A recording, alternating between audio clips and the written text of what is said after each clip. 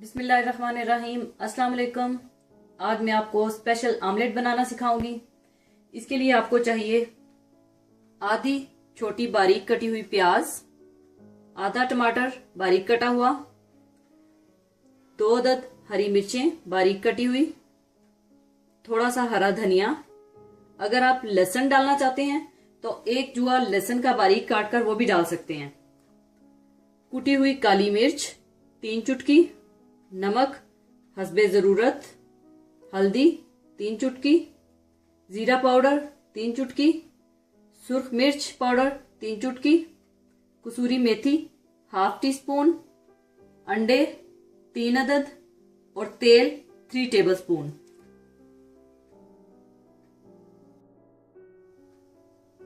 सबसे पहले आप एक बर्तन में प्याज, टमाटर, हरी मिर्च और हरा धनिया डालें।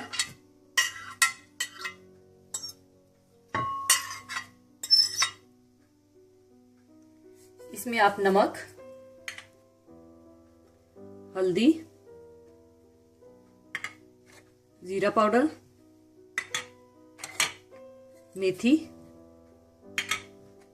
काली मिर्च, सुर्ख मिर्च, इसको अच्छी तरह से आप मिला लें।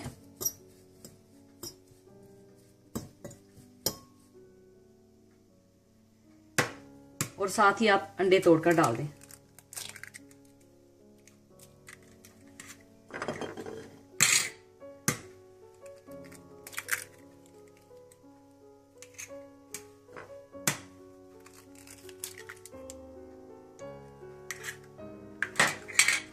इसको आप अच्छी तरह से फेंट लें।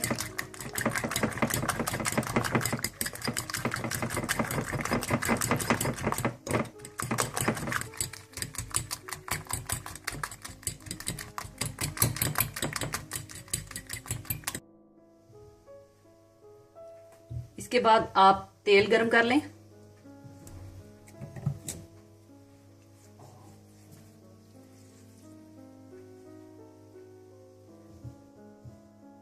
इसके बाद आप आमलेट डाल लें।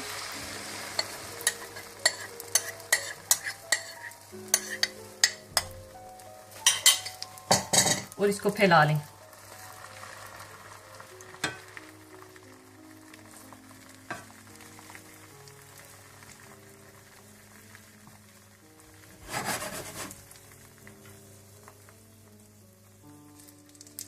एक साइड पकने के बाद आप इसकी साइड चेंज कर दें।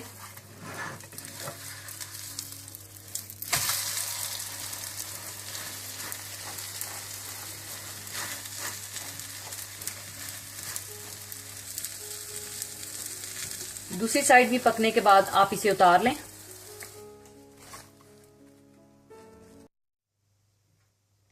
लीजिए, आमलेट तैयार है। जरूर बनाइएगा और दुआओं में याद रखिएगा। जाने से पहले एक बहुत ही खूबसूरत हदीस आपके साथ शेयर करना चाहूंगी।